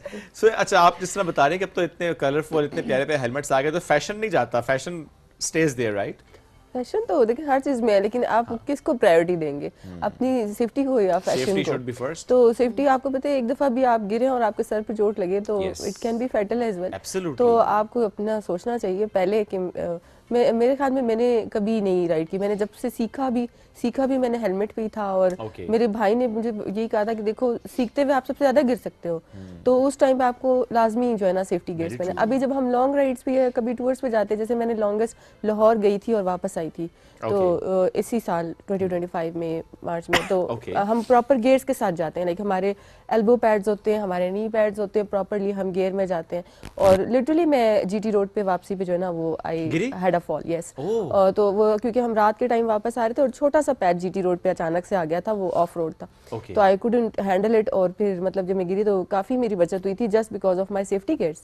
तो अगर मैं नहीं पहने होते तो डेफिनेटली कोई एक आध हड्डी फिर टूट जाती। अच्छा, और ये देखिए हैबिट की बात आपने बिल्कुल ठीक बात की। अब वो तमाम लोग जो कि जिन्होंने गाड़ी चलाते हुए सीट बेल्ट के साथ गाड़ी चलाना सीखी है, ट्रस्ट मी, वो गाड़ी स्टार्ट करते हैं और सबसे पहले गाड़ी चलाने से पहले जो है ना वो अपनी सीट बेल्ट लगाते हैं। तो ये हैबिट वाकई है। और जो जिन लोगों ने नहीं, जिनको आदत हुई, वो आज भी जो है वो उनको जब तक रोका ना जाए, फाइन ना किया जाए। आदत हो रही है, चूंकि तस्वीर आ जाती है ना सुबह सुबह, मैसेज आ जाता है, तस्वीर आ जाती है। अच्छा, चला, हाँ, घर में लेटर आ जाता है अब तो तस्वीर के साथ चलान का। अब इस्लामाबाद वाले बेल्ट लगा रहे हैं और ये बड़ी जरूरी चीज है। अभी हेलमेट पे सख्ती करने की जरूरत है कि लड़कियों को स्पेशली, क्योंकि वो कहते हैं ये भी सोचते हैं अच्छा फीमेल छोड़ो जाने दो, लेकिन ये नहीं होना चाहिए। रूल्स सबके लिए बराबर है। जब हम बराबरी की बात करते हैं ना तो फिर बराबरी हर चीज में बराबरी होनी चाहिए। अच्छा, मुझे लगता है सबीना उसमें ये है कि देखें, जब हम मर्दों के पर्सपेक्टिव से भी देखते आए तो हमने बहुत दफा कैंपेन्स देखी हैं बाकायदा, कि पहले पूरी कैंपेन होती है, अवेयरनेस कैंपेन्स होती हैं, चीज़ें उस तरह से बेहतरी की तरफ जाते हैं, फिर आहिस्ता आहिस्ता इन्फोर्समेंट की तरफ हम जाते हैं। तो आई थिंक ख़वातीन के पर्सपेक्टिव से अभी हम अवेयरनेस के पर्सपेक्टिव ज़्यादा काम करें, जो कि करना भी चाहिए, अग्रीड, चलान वाली बात, लेकिन awareness is the first step, उस पर उनके काम है। तो एक है ना, मतलब मैं ये बात कर रही हूँ कि रूल्स तो एक नहीं, मैं रूल्स की बात नहीं कर रहा, मैं कह रहा हूँ अवेयरनेस पे ज्यादा काम हो रहा है, जो कि अच्छी बात है। अब फॉर एग्जांपल खातून कहीं से गुजर रही हैं किसी नाके से, वहीं पे साथ एक स्टॉल भी अगर लग जाए और वहीं रोकें, पहले आप हेलमेट खरीदें, पहने फिर जाएं, तो दैट कुड आल्सो। ये अच्छे, ये कुछ स्टेप्स हैं जो कि लिए जा कुछ ऐसे गवर्नमेंट भी ऐसे काम कर सकती है जिसमें वो फ्री हेलमेट्स प्रोवाइड करें, या किसी चीज पे अच्छा भी किसी के पास इतनी सीसी अगर दे तो वो देंगे, पहनना फिर भी उन्होंने खुद ही है ना। हाँ, ये बात ये उसमें रूल इम्प्लीमेंटेशन आ जाती है ना कि ट्रैफिक पुलिस उस पर फिर काम करे कि they don't want allow anybody. तो फिर तो लॉ अगर इन्फोर्स होगा तो फिर everybody would follow. Aahista Aahista होगा, जाहिर है। हम देखते हैं तो विद इन फ्यू इयर्स हमने देखे कि बहुत ज़्यादा ख़वातीन नज़र हमें आ रही हैं रोड्स पे ऑन व्हील्स, तो ये बहुत अच्छी बात भी है। आपने कहा एक तो आपका हादसा ये जीटी रोड वाला हुआ, उसके अलावा कभी और कोई हादसा आपकी वजह से कोई हादसा तो नहीं हुआ? नहीं, उसके अलावा साइकिलिंग में हुए हैं कुछ इंसिडेंट्स। एक दफा सवात में रेस थी, माउंटेन बाइकिंग रेस थी, तो उसमें एक डाउन हिलाया था, बहुत शार्प था, तो उसमें मैं आई हैड अ फॉल, लेकिन उसमें मेरी सेकंड पोजीशन आई थी। It was very tough. अगर ना गिरती तो फर्स्ट आती? Yes, definitely. और जो मैंने सवाल किया ना, आपकी वजह से हादसा होता है ना, बाइक चला रहे हैं कोई और देख रहा होता है और अपनी ड्राइविंग गई, फिर ऐसा नहीं हुआ। नहीं, ऐसा कभी नहीं हुआ। और इससे पहले भी मतलब मैं 3 साल से बाइकिंग कर रही हूँ। ये जो जीटी रोड वाला हुआ था ये तो इस साल हुआ था, बट इसके अलावा I never had a fall. Any weird comment जो आपने सुना हो आसपास गुजरते हुए, and how do you tackle that? माशाल्लाह। That's not weird, तो अच्छी बात है। बस इसके अलावा नहीं। माशाल्लाह वो किसी अच्छे सेंस में माशाल्लाह नहीं होता। नहीं, अच्छा आप बताएं किस सेंस में होता है? वो बड़े गलत सेंस में। हाँ, मतलब वो टॉन्ट ही होता है या फिर उस तरह की कोई चीज होती है। और वो आपकी बाइक चलाने पे माशाल्लाह नहीं होता, वो आपकी अपीयरेंस पे, आपकी लड़की होने पे माशाल्लाह होता है कि माशाल्लाह, और कुछ ना हो तो आप गुजरते हुए बिल्कुल तारीफ नहीं, डाइजेस्ट कर लेना पड़ता है, बस ये कि इग्नोर करना पड़ता है, बट सम टाइम नहीं करना चाहिए। You can't ignore. मैं इसके बिल्कुल खिलाफ हूँ, जो लड़कियां कहती हैं ना हम इग्नोर कर देते हैं। क्यों इग्नोर करते हैं? हरासमेंट है, कॉल आउट करें ऐसे लोगों को, वहीं पे स्नप करें, वहीं पे बोलें। आप लिटरली जब वहां पे बोलना शुरू करेंगे ना, ये सबसे डरपोक किस्म के लोग होते हैं। असल में अगर आप हर इवेंट को अगर आप इस तरह से रिएक्ट करते हैं ना, तो फिर वो और लोगों की अटेंशन आप ही की तरफ जाती है। लेकिन आई don't say that you accept it all the times. जैसे फॉर एग्जांपल जब मैं साइकिलिंग के लिए जाती हूँ, ट्रेनिंग के लिए जाती हूँ, समटाइम्स तो ऐसा होता है कि साइकिल क्योंकि उस तरह से स्पीड तो नहीं होती ना जितनी मोटर बाइक की होती है, तो फिर मोटर बाइक वाले जो होते हैं ना वो आपको फॉलो करने लग जाते हैं। तो फिर उस सिचुएशन में फिर मैं ये करती हूँ कि वो जब वो मुझे फॉलो करे तो मैं उनको फॉलो करती हूँ, क्योंकि वो फिर स्लो हो जाते हैं ना, तो फिर मैं उनको फॉलो करती हूँ। फिर मैं उनकी कोई वीडियो बनाने लगती हूँ, तो वो फिर उनको समझ आ जाती है कि ना ये मसला खराब हो जाएगा। लेकिन जहाँ देखें आप अपनी, जाहिर सी बात है आपकी बात भी ठीक है, अपनी सेफ्टी को आपने सबसे पहले मद्देनजर रखना होता है, उसके बाद आपको एक्ट करना चाहिए। बट किसी भी सिचुएशन में अगर आपको लगता है कि आप एक्ट कर सकते हैं, आपकी सेफ्टी भी आप उस पर्सपेक्टिव से देखने के बाद, तो प्लीज इग्नोर ना करें ऐसे कमेंट्स को। बट आते जाते कमेंट को तो करना पड़ता है, जिसको पास से गुजर गया तेजी से। समटाइम्स कमेंट्स नहीं होते, समटाइम्स सिर्फ नजरें होती हैं। वो नजरें आपके साथ जा रही होती हैं, वो घर छोड़ने के लिए होती हैं, घर छोड़ के आएंगे सिक्योरिटी के। मैं तो पूछ लेती हूँ, मैं भी पूछ लेता हूँ। मैं तो मेरी वाइफ अगर साथ हो गाड़ी में हूँ मैं तो और मैं देखूँ ना कि अक्सर ऐसा होता है, मैं वाइफ है, हम गाड़ी पे जा रहे हैं, तो कोई अगर किसी जगह रुक गए आप सिग्नल पर समवेयर, अच्छा वो घुसे होते हैं ना आंखों के जरिए अंदर, तो पूछता भाई क्या मतलब, क्या चाहते क्या हो? मैं तो लिटरली पूछ लेती हूँ। कहता सिर्फ गर्ल्स के साथ होता है। ना ये हमारी ना थोड़ी सी हैबिट भी बन चुकी है, ये वाकई हाँ ये है कुछ सिस्टम बड़ा अनफॉर्चुनेट है कि ये हमें बड़ी क्यूरियोसिटी होती है। अच्छा गाड़ी मतलब आप सिग्नल पे खड़े हुए हैं, सिग्नल पे सबसे ज्यादा अनकंफर्टेबल लड़कियां होती हैं कि आप सिग्नल पे खड़े हुए हैं और साथ बाइक वाला है, और वो बाइक वाला तब तक आपको यूं देखता रहेगा आपकी गाड़ी में जब तक के वहां का इशारा नहीं खुल जाता और आप किसी तरह से गाड़ी अपनी आगे नहीं लेके चले जाते। तो वहां पर आपको मैं तो लिटरली मैं पूछ लेती हूँ, मतलब मैं इशारा कर देती हूँ तो अगला अनकंफर्टेबल हो जाता है। सो इट्स बेटर कि जहां आप कर सकते हैं वहां पे प्लीज एक्सपोज करें ऐसे लोगों को, बहुत जरूरी है। जब ऐसे सिचुएशन हो जाए ना कि कोई टिक ही जाए, मतलब आपके साथ कोई क्रॉस कर गया फिर तो देन फाइन, लेकिन ये कि अगर कोई साथ ही चल रहा है फिर then you can't you know bear it anymore, फिर आपको करना पड़ता है, बात भी करनी पड़ती है। मैंने भी काफी ऐसी चीजें की हैं कि मेरी लड़कियां जो थी ना गर्ल साइकिलिंग स्क्वाड की, वो बेचारी थोड़ी दंग रह जाती, यार ये तुमने क्या किया। मैंने कहा मतलब करना पड़ता है। तो एक दफा हम लोग आ रहे राइड करके, हम गए थे ये शादरा, बहुत प्यारा पॉइंट है यहाँ पर, पानी वगैरह होता है, तो हम हर समर में ज़रूर एक राइड करते होते हैं वहाँ की। तो हम वहाँ गए और वापस आए थे, तो एक बूढ़े अंकल बाइक पे ना पहले तो गुजरे, तो उन्होंने कोई स्माइल की और अप्रिसिएशन लगी थोड़ी सी। मैंने कहा अच्छा ठीक है। फिर थोड़ी देर बाद गए तो फिर वो उन्होंने थम्स अप किया, अच्छा ठीक है अप्रिसिएशन। अब वो साथ साथ ही चलने लगे। फिर मुझे लड़कियों ने कहा कि can you see he is along with us. मैंने कहा हाँ I am just observing him, let's wait. मतलब मैं जरा ना उसको अश्योर कर लेती हूँ कि ये ना कि मैं बिला वजह किसी बेचारे को वो अप्रिशिएट कर रहा हूँ। मैंने अंकल को पूरा मार्जिन दिया, लेकिन अंकल है ना जानना छोड़ी। फिर मैंने अंकल को जो है ना, जब अंकल एक जगह रुके ना, बाइक लेके अपनी रुक गए साइड में ना, फिर पीछे पीछे आते थे, फिर रुक जाते थे, फिर पीछे पीछे, फिर मैं एक जगह जब वो रुके ना, तो मैंने उनके आगे जाकर अपनी साइकिल लगा दी। मैंने कहा अब बताएं क्या मसला है। फिर उनके साथ मैंने सही की, मतलब गुफ्तगू की। मैंने कहा कि अब अगर आप फिर आपकी खैर नहीं होगी। फिर गुफ्तगू worked and then he went home. वो जो है ना sensor and the rest is history. Any message जो हमारी इस वक्त लड़कियां स्पेशली देख रही हैं? लड़कियों के लिए बहुत सारे मैसेज हैं। दे आर वेरी टैलेंटेड और वो बहुत कुछ कर सकती हैं और आगे आ सकती हैं, स्पोर्ट्स में आ सकती हैं, राइडिंग में आ सकती हैं। गर्ल्स बाइकिंग एसोसिएशन बनाने का मकसद जो है वो फीमेल्स को मोटर बाइकिंग सिखाना है और उनको एम्पावर करना है ताकि वो इंडिपेंडेंट हो सकें, आपने जो कहा, और आए अपनी यूनिवर्सिटी, स्कूल, कॉलेज, काम जहाँ भी वो जाना चाहती हैं फ्री जा सकें। और on the other hand girls biking association जो है विल प्रोवाइड देम फैसिलिटी कि वो हम गर्ल्स इकट्ठे होके तो हम गर्ल्स राइड किया करेंगे। तो हमने एक राइड में कर भी चुकी उनके साथ मोटर बाइक पे। वैसे तो मैं 6 साल से GCS के थ्रू करवा रही थी, लेकिन अब मैं मोटर बाइक पे भी करवा रही हूँ। तो हम शॉर्ट सी राइड्स करेंगे विद इन इस्लामाबाद और फिर उसके बाद हम आउट ऑफ इस्लामाबाद एक्सप्लोर करेंगे। जबरदस्त ji, all the best ji. Thank you very much Sameer for joining us today, great having you. हमें बढ़ना एक ब्रेक की तरफ, ब्रेक से वापस आएंगे, रहिए साथ। ये है राइजिंग पाकिस्तान।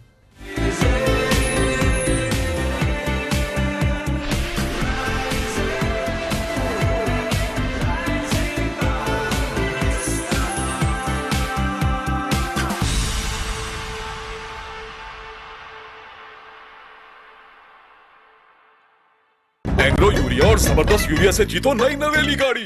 अपना कूपन कोड, नाम, शहर और शनाख्ती कार्ड नंबर 9986 पर SMS करें। जितनी ज्यादा बोरियां उतना ज्यादा जीतने का मौका।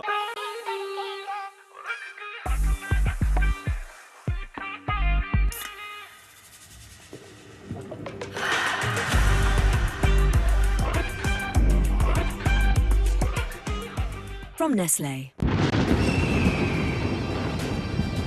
रुक जाओ, आगे बढ़े तो गोली मार दूंगा मैं। तो इंतजार किस बात का है? तुम कौन हो बेटा? बार भरोसा खैरुद्दीन, एक आफत दरपेश है। बार भरोसा, अगर तुम बार भरोसा को जिंदा पकड़ कर ले आए यहाँ, तो इन सिक्कों का निस्फ हिस्सा तुम्हारा हो जाएगा अमीरुल बहर। सबको इशारा करो, हमारे कुछ मेहमान आए। हमले के लिए तैयार हो जाओ। बिस्मिल्लाह। हमला!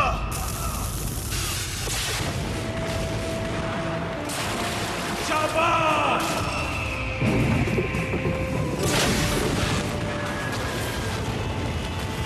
हमला!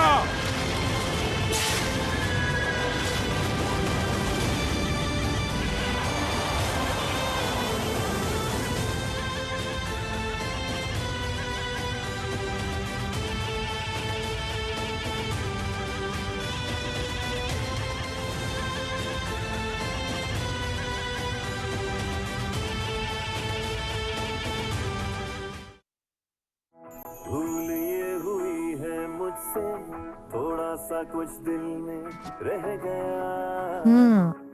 क्या करो? सेट करो, खास चाय बना के तुम्हारा मूड। समझते हैं एक दूसरे को, इसीलिए बने हैं एक दूसरे के लिए। जैसे चाय को समझे सिर्फ Nestle everyday. From Nestle.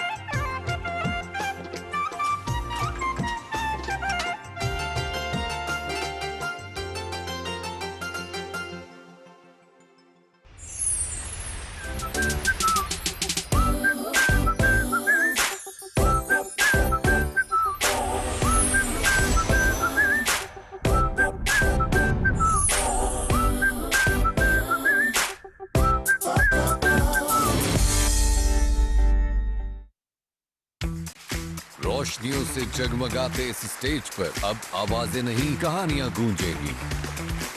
Meet the Sweet 16, the Super 16, the Final 16. ये वो स्टेज है जब ख्वाबों को मिलता है mic. 16 reasons to watch, 16 stories, one stage. अब बात सिर्फ गाने की नहीं, ये है हिम्मत, जज्बे और एतमाद की आजमाइश। गाला राउंड है, गला तो देखना पड़ेगा, ऐसे तो नहीं जाने देंगे। लेकिन अब फैसला सिर्फ जजेस का नहीं, पूरे पाकिस्तान का है। 16 hopes, 16 dreams, top 16.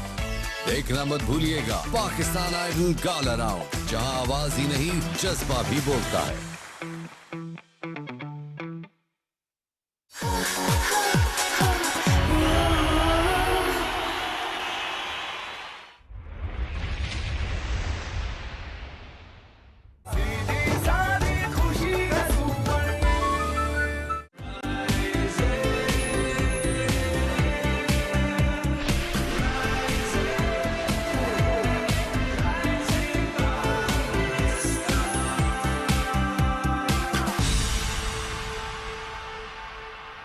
Welcome back जी। राइजिंग पाकिस्तान में आपको कहेंगे खुश आमदीद। अब ज़रा हम बात करेंगे उन तमाम लोगों की जो कहते हैं हमसे किसी महफिल में नहीं जाया जाता, वहाँ जाकर हमसे बात नहीं होती, हम अगर किसी को जानते ना हो तो हमारी एंजाइटी ट्रिगर कर जाती है। या बहुत सारे लोग नॉर्मली वो they are very confident, they are very talented, but जैसे ही वो किसी सोशल गैदरिंग में जाते हैं तो उनको एंजाइटी, वो बड़ा वियर्ड एक्ट करना शुरू कर देते हैं, उन्हें समझ नहीं आ रही होती है अच्छा कैसे बैठना है, दे वेरी कॉन्शियस।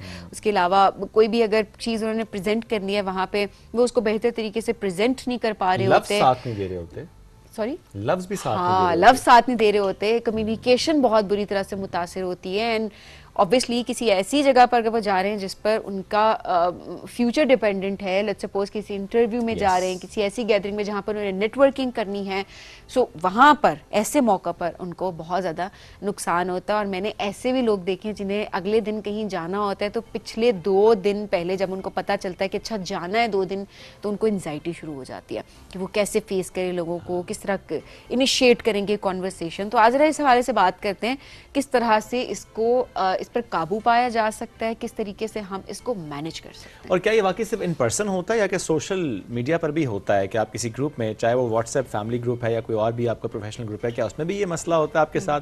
या किसी ग्रुप में जब नए नए आप ऐड होते हैं, जब आप सबको नहीं जान रहे होते, तब भी क्या आप बात कर पाते हैं, नहीं कर पाते? बिकॉज देयर आर पीपल जो कि बात आराम से कर लेते हैं, वो कहते हैं कि फाइन मेरी बात ही मैंने कर ली। और कुछ लोग होते हैं वो बहुत ज़्यादा सोच रहे होते हैं, परेशान होते हैं, घबरा रहे होते हैं। अच्छा, the other day I was reading के डिफरेंट जनरेशन से मुताल्लिक के डिफरेंट क्वेश्चन से उनको हम जज कर रहे होते थे, वो चाहे इंटेलिजेंस से मुताल्लिक हो, फिर चाहे इमोशनल से मुताल्लिक हो, फिर सोशल क्वेश्चन की बहुत ज़्यादा बात होती है, स्पेशली जो आजकल की जनरेशन है उससे मुताल्लिक। सो हम ये सवाल भी आज रखेंगे। जो हमारे दरमियान हमारे मेहमान मौजूद हैं, he is a wonderful guest, उनको हम वेलकम भी करते हैं। एजाज अहमद खान साहब, ही इज़ एन हीलर, ज़बरदस्त उनकी गुफ्तगू होती है, उनको करते हैं वेलकम। अस्सलाम वालेकुम जी, क्या हाल है? वालेकुम अस्सलाम। दैट्स ग्रेट जी, आप आज हमारे दरमियान मौजूद हैं। एजाज साहब, अभी की जो जनरेशन है, जेन ज़ी की स्पेसिफिकली अगर मैं बात करूँ, किन इश्यूज़ के साथ आपके पास वो आते हैं और आप उनको फिर पूरा रीड करते हैं, then you suggest them what to do? एक मूवी थी, उसका नाम था स्पाइडरमैन, मेरी बड़ी फेवरेट मूवी थी। उसमें एक बात उसने कही कि the great power always come with the great responsibility.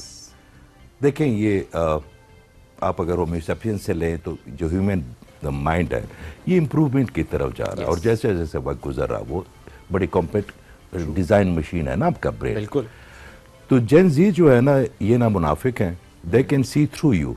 उनको आप अगर लॉजिक नहीं देंगे, मैं भी मैडम को बता रहा था, अगर आप लॉजिक नहीं देंगे तो लिहाज में आपके लिए कोई नजरिया नहीं लेंगे, सही बात, आपके लिए कोई अकीदा नहीं लेंगे, you have to explain them ना। तो उनके साथ जाहिर बात है, जब आप उनकी इंप्रूवमेंट हुई, उनकी ब्रेन का जंप लगा, तो उनके साथ कुछ कबाहतें भी तो आएंगी ना। If you believe in the God, you have to believe in the evil as well.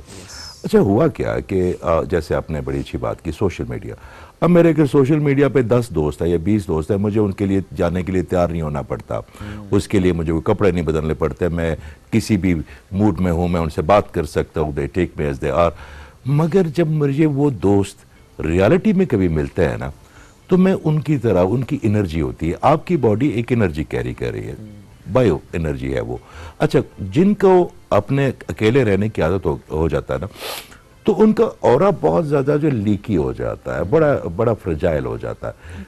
तो हम जब भी किसी इंसान को मिलेंगे, मिसाल के तौर पे कोई बंदे में 2000 खूबियाँ, एक दो तो छोटी छोटी खामियां भी होंगी, इंसान है वो, वही हमें मुमताज़ करते। तो वो उन बच्चों को उनकी एनर्जी चुभना शुरू हो जाती है, उनकी कोनियाँ चुभती है उस एनर्जी, उनके ऑरे की।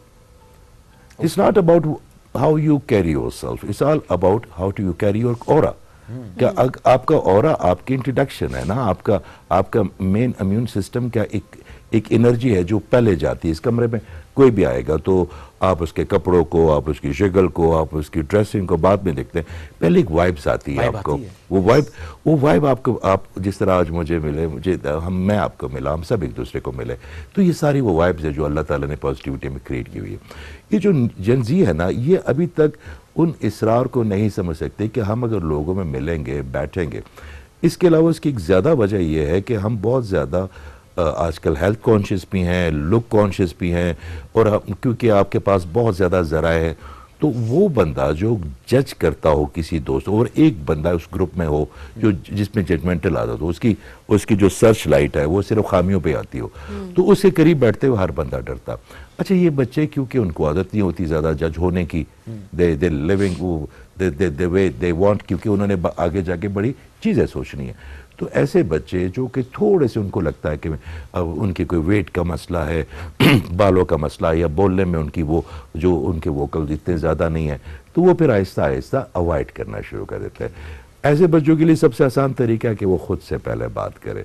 वो शीशे में ये ना देखे कि मेरे सामने शुएब, अगर कहे कि मेरे सामने शुएब खड़ा, उसके सामने एक बड़ा खूबसूरत सा, बड़ा हैंडसम सा, बड़ी अच्छी एनर्जी वाला बच्चा खड़ा, और वो उससे बात करे। आप वो बात करना अगर तकरीबन 30 सेकंड से शुरू करेंगे, जब आप 4 मिनट तक जाएंगे इसको इम्प्रूव करते हैं, तो आप किसी को भी एड्रेस कर सकते हैं, फिर आपकी सोशल एंजाइटी नहीं होगी। क्योंकि हमारे जो पेरेंट्स हैं, जो जिस मैं हूँ, हमारे पेरेंट्स तो बहुत पुराने हो गए। हमारा एक बड़ा गैप है हमारे बच्चे, हमारे पास बच्चे जो अपना प्रेजेंट करते हैं वो बाहर ऐसे होते नहीं हैं। वो हमारे लिहाज में या हमारी जो ग्रूमिंग का स्टाइल है उसमें अपने आप को एडजस्ट करने के लिए ना उनको बड़े बेचारों को मेहनत करनी पड़ती है। अच्छा, उस बच्चों ने तो जो अपना इम्प्रूव करना था वो तो कर लिया। अब मेरा ख्याल है पेरेंट्स को चाहिए कि वो अपने आप को थोड़ा इम्प्रूव करें। वो तो बड़ा मुश्किल काम है। नहीं, कोई मुश्किल काम नहीं है। देखिए, आपकी मेरी जो लेगेसी है मेरे बेटे के हाथ है, उसकी लेगेसी उसकी बेटे के हाथ है। तो वो अगर मैं उस पर मेहनत कर रहा हूँ तो अपनी लेगेसी के लिए कर रहा हूँ, उसके लिए नहीं। तो ये जो एक गैप क्रिएट हो रहा है कि जी ये मेरा बच्चा बदलाज है, भाई बदलाज नहीं है, उसका स्टाइल है सवाल पूछने का। क्योंकि सवाल आधा इल्म है। हमने तो सवाल नहीं पूछे, हमें तो जरूरत नहीं होती थी अपने पेरेंट्स के सामने से भी गुजरने की। सही बात। ये बच्चे तो पूछते हैं। तो अगर आप उनके साथ थोड़े से फ्री हो, कुछ उनको अपना डाटा दें, कुछ अब मेरा अपना जो व्हाट्सएप का कोई मसला होता है तो मैं अपने बेटे की मदद करता हूँ, बेटा ये देख लो, या अपना इंस्टाग्राम का हो या कोई हो, क्योंकि ये मुझसे बेहतर है ब्रेडी है। तो मुझे उनका भी डाटा लेना पड़ेगा, मुझे अपना भी डाटा। अगर मैं ये सिर्फ कहूँ कि मैं उनके पेट पे घुटना रख के तो अपनी जो इन्फो है वो पेट पे उनको जबरदस्ती वो नहीं लेंगे, वो नहीं लेंगे। तो उनके लिए आपको बड़ा उनको ना तैयार करना पड़ेगा सोसाइटी के लिए, उसके हम सबको मेहनत करनी पड़ेगी। और जो बच्चे ज़्यादा सोशल मीडिया पे टाइम, उनको फॉलोअर्स की ज़्यादा आजकल वो एक जंग लगी हुई है। तो फॉलोअर तो आपको कुछ नहीं करते, ना आपको देखते ना आपको सुनते, जो आपने लिख लिया उसको ले लिया, जो आपको कभी अच्छा। तो वो जब रियलिटी में जाते हैं ना लोगों में, तो फिर उनको ये प्रॉब्लम होती है। तो उनको निकालना पड़ता है, उनके साथ डिस्कस करनी पड़ती है। उनके हर बच्चे की अलग अलग प्रॉब्लम्स होती है, डिसऑर्डर्स होते हैं, आपकी एनर्जी के कलर्स होते हैं, किसी का लो होता है। मिसाल के तौर पर किसी का एनर्जी का कलर ग्रीन कम है, तो वो क्या करेगा कि वो ना मोहब्बत ले सकेगा, ना क़ुव्वत ले सकेगा, ना बर्दाश्त ले सकेगा। अगर किसी बंदे का, किसी खातून का ऑरेंज कम है तो उसकी फेमिनिन एनर्जी बिल्कुल गायब हो जाएगी, चाहे वो कितनी मर्जी गुड लुकिंग हो, क्योंकि आपकी एनर्जी आपको खूबसूरत बनाती है। आपकी आंखें चीज़ें बाद में देखती है, आपके पेनियल ग्लैंड सिस्टम पहले उसको डिटेक्ट करता है। सही बात। तो हम आहिस्ता आहिस्ता उनकी एनर्जी की जो मतलब नेचर के साथ जो बच्चे वक्त गुजारते हैं उनको नहीं होती। जो बच्चे जो है ना अपने आप को जज होने की उनको कोई परवाह नहीं। मैं अक्सर अपने स्टूडेंट को एक बात करता हूँ कि कॉन्फिडेंस ये नहीं है कि मैं किसी हॉल में जाऊँ और मैं ये सोचूं कि मैं इनको अच्छा लगूँ। कॉन्फिडेंस तो ये है कि जो मैंने पहना हो मुझे क्या परवाह हो, जिस तरह मैं लग रहा हूँ, दिस इज कॉन्फिडेंस ना, कि आप अपने आप को अच्छे लग रहे हैं। दूसरी एक आपकी तवज्जो से एक बड़ी ज़रूरी बात करता हूँ अपनी बेटियों के लिए, अपनी बहनों के लिए। कभी कभी वो शीशे के सामने जो आप खड़े होते हैं ना, और आज जो आपने अपने बारे में सोचा होगा ना कि वाह आज मैं बड़ा प्रेजेंटेबल लग रहा हूँ, इतना अच्छा रुमाल, इतनी अच्छी वेस्ट कोट, तो जो आप सोचेंगे ना मैं आपके बारे में ऑटोमेटिकली वो सोचना शुरू कर दूं, क्योंकि वो आप मुझे वाइफ में ट्रांसफर करेंगे। अगर आप आज कहेंगे नहीं आज मैं अच्छा नहीं लग रहा, हो सकता है लोगों को अच्छा लगू। अगर आप अपने आप को अच्छे नहीं लगेंगे ना तो सबसे बाकियों को भी नहीं लगेंगे, बाकी किसी को नहीं अच्छे लगेंगे। तो सबसे पहले you have to prepare yourself, अपने आप को यकीन दिलाना, वो बिलीफ सिस्टम, फिर आपकी चीज़ें आसान हो ये तो हमारे घर से ही ये चीज़ें डिस्करेज कर दी जाती हैं, बिकॉज हमने बच्चों को देखा है कि पेरेंट्स कंपैरिजन शुरू कर देते हैं। ये चीज़ें वहीं से तो डेवलप होती है, इनसिक्योरिटीज़ अपने आप से मुतालिक, नाक ऐसा है, रंग ऐसा है, हाइट ऐसी है। सो ये बचपन से ही जो बच्चे एंजाइटी का भी शिकार होते हैं, बिकॉज उनको बचपन से स्नप किया जा रहा होता है और कंपैरिजन्स ड्रॉ किए जा रहे होते हैं पेरेंट्स की तरफ से। अच्छा सर, आपने बड़ी इंपॉर्टेंट बात की कि पेरेंट्स को अपने आप को बदलने की बहुत ज़रूरत है, ये बड़ी इंपॉर्टेंट बात है। लेकिन इसी जगह पर हमारा एक बिलीफ ये भी आ जाता है कि एक सर्टेन एज के बाद चेंज नहीं हो सकते लोग। हमने एज के साथ इसको बड़ा लिंक कर दिया है, जिस तरह 40 के बाद अब कौन बदलेगा, अब तो आते पक्की हो गई, अब नहीं बदल सकते। Is it true? वाकई चेंज नहीं हो सकते? नहीं चले मतलब 45 कह देते हैं। आपने कभी ये सुना कि ये जो गधा ये PhD है, या आपने कभी सुना ये जो बकरी है इसने मैट्रिक किया हुआ, या आपने कभी ये देखा ये जो ऊंट है ये MPhil है, या ये जो बकरी है ये इसने ग्रेजुएशन की? भी नहीं सुना ना, इंसानों का सुना है। इंसान का होने का मतलब ये है कि वो हर सेकंड एजुकेट करेगा अपने आप को। आपने कंट्रीब्यूट करना है सोसाइटी को, आइदर आप अपनी आवाज से करेंगे, अपनी ब्रेन से करेंगे, फिजिकली हेल्प करेंगे, ये यूनिवर्स अपना हिस्सा लेगी। और आप नहीं लेंगे तो इसका मतलब है कि आप डंप कर रहे हैं अपने आप को। तो पेरेंट देखें जी, हमने तो आका करीम सल्लल्लाहु अलैहि वसल्लम ने क्या फरमाया कि इल्म हासिल करो, इल्म हासिल करो ताकि आपको चीन जाना पड़े। तो इल्म क्या है? to change yourself in the better way for universe. तो अगर मैं सीख जाऊंगा, तो सीखने के लिए कोई लिमिट कोई मेडिकल ने बताई है क्या? कुरान में कहीं लिखे कि भाई इस उम्र के बाद नहीं सीखना? हाँ, एक चीज मैं जरूर कहूंगा कि हमारी कुछ एज जो है ना वो लर्निंग की होती है, उसके बाद हमारी असल लर्निंग जो है ना वो लर्निंग में नहीं है, वो अनलर्न करने के लिए अनलर्न में है कि जो हमने सोसाइटी से गलत चीज़ें अंदर डाली हुई है, बचपन से, मुआशरे से, रिश्तेदारों से, उस्तादों से, हमने सारी चीज़ें तो प्योरीफाइड नहीं ली होगी ना, हमने कभी कभी कोई ऐसी चीज़ें भी ली होंगी जो अब हमें डिलीट करनी चाहिए।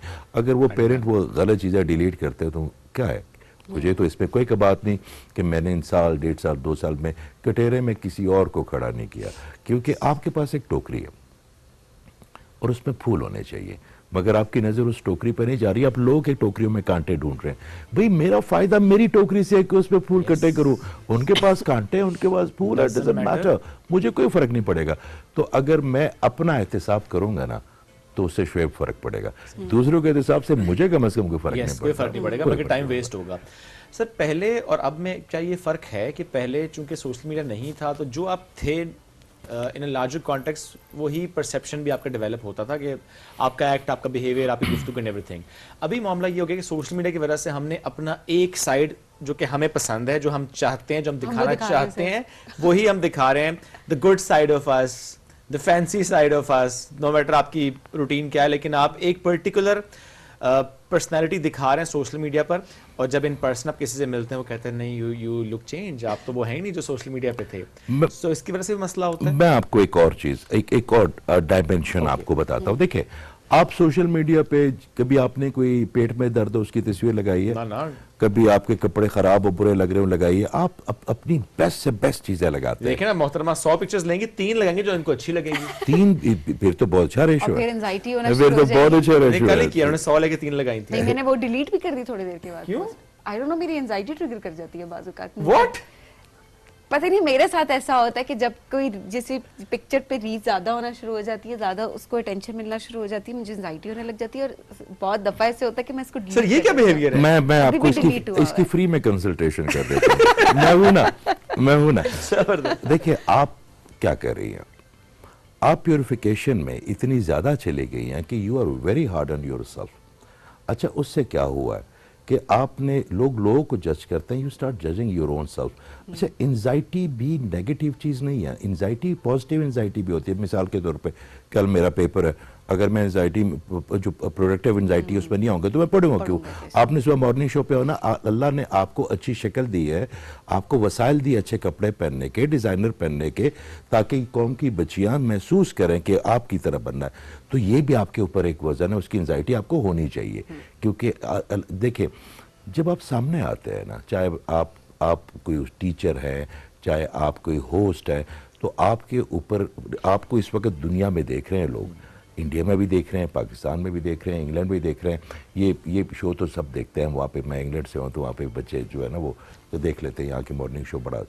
तो आपके ऊपर ये जिम्मेदारी आती है, मगर एक जिम्मेदारी आपकी एक लिमिट तक है, उसके बाद तवक्कल शुरू होगा। आपने जो कर सकती है ना उतना करेंगे, उसके बाद मेरे अल्लाह पे छोड़ेंगे। ये जो आप एक्स्ट्रा पे लेते हैं ना, इससे क्या होगा कि अभी तो आपकी चीज़ें ठीक हो जाएंगी। अब जैसे आपके बाल कभी कभी अचानक बड़े गिरने शुरू हो जाते हैं और उसके बाद कभी कभी नहीं भी गिरते, तो आप कहते हैं ये मैंने ये शैम्पू, वो आपकी एनर्जी, आपका ऑरा उसको सस्टेन कर लेता उस पेन को। कुछ बच्चे होते हैं वो चीज़ों को बड़ा, उनको हम OCD वाले बच्चे कहते हैं कि उनको चीज़ें बड़ी प्रिसाइज चाहिए, उनको सारी चीज़ें चाहिए। तो अच्छी बात है, परफेक्शन में आना तो बहुत अच्छी बात है, मगर उस परफेक्शन से अगर अपनी ज़ात को नुकसान हो तो वो ठीक नहीं होता। एंजाइटी क्यों हुई थी? पता नहीं, मुझे रैंडम हो जाता। अच्छा मैं आपको बताऊँ, ये जितनी भी एंजाइटी है, डिप्रेशन है, मायूसी है, इन सब के अपने अपने फ्लेवर्स हैं। देखिए कोई भी इमोशन ऐसा नहीं है जिसको फ्लेवर नहीं है। तो अल्लाह ताला ने खैर के इमोशन को अपना मजा दिया, मगर डिप्रेशन, एंजाइटी का भी एक फ्लेवर है, वो दूसरी पार्टी ने भी तो आपको कोई बस देना है। तो जब आप उसमें आते हैं तो एक वक्त आता है कि आप एडिक्ट हो जाते हैं। फिर हमारे पुराने ज़माने में आपने सुना हो कि सेल्फ पिटी है, तो फिर कुछ बुजुर्ग ऐसे होते हैं स्पेशली कि जब उनको कोई नया दुख नहीं ना मिलता, वो कनस्तर से कोई पुराना निकाल के लेते बैठ हैं, जाएंगे। क्योंकि उनको मजा आता है ना, उनको वो बज मिलता है।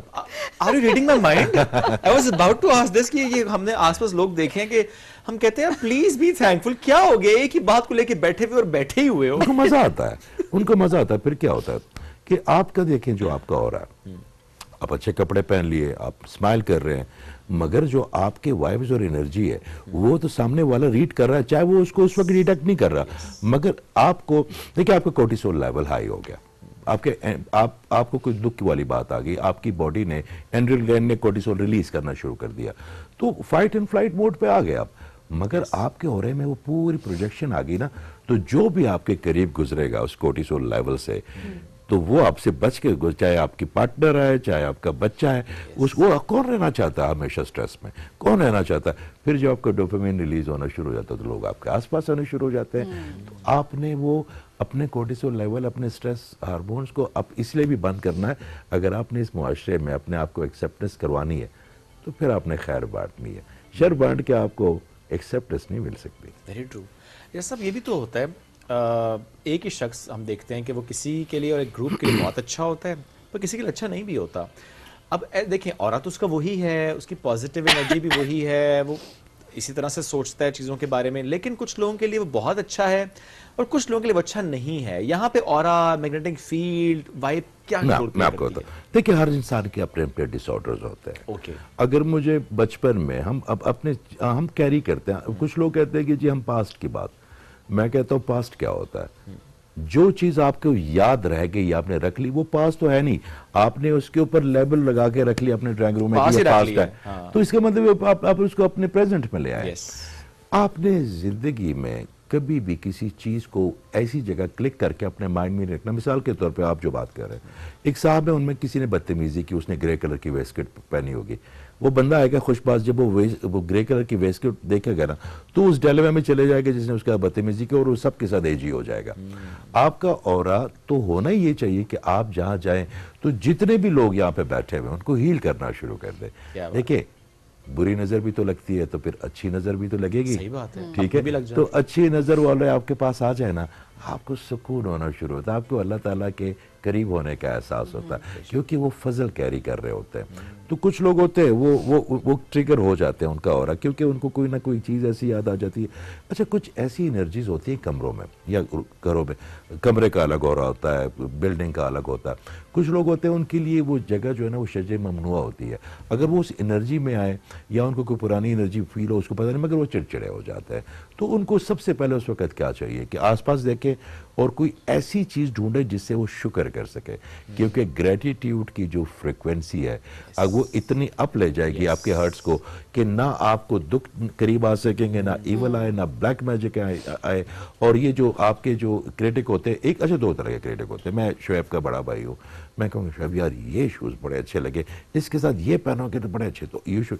मगर अगर मैं वैसे ही देखूँ कि ये बड़े अच्छे मूड में है, तो मैं कहूँगा यार आपका रुमाल टेढ़ा क्यों है, आपकी जो हेयरस्टाइल में एक बाल ऐसा।